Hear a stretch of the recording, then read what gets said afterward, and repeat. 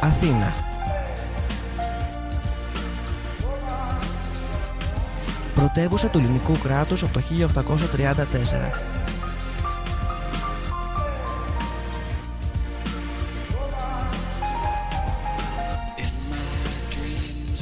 Μια πόλη γεμάτη αντιθέσεις σε μια πορεία χιλιετιών από την αρχαιότητα στον 21ο αιώνα.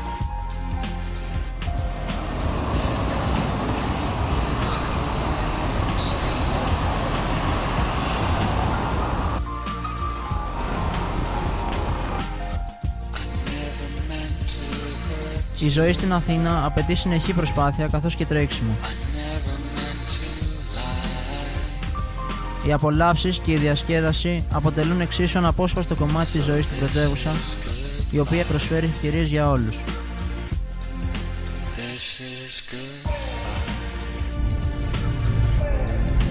Μια πόλη που έχει τις ρίζες της στην αρχαιότητα.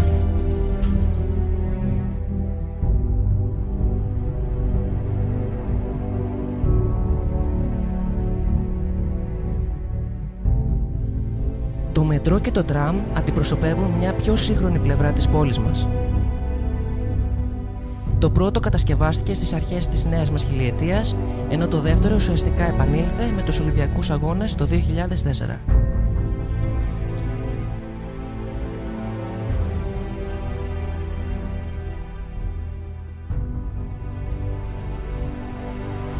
Παράλληλα, υπάρχουν ορισμένα σημεία που μοιάζουν με όαση μες στο χάος της πρωτεύουσας.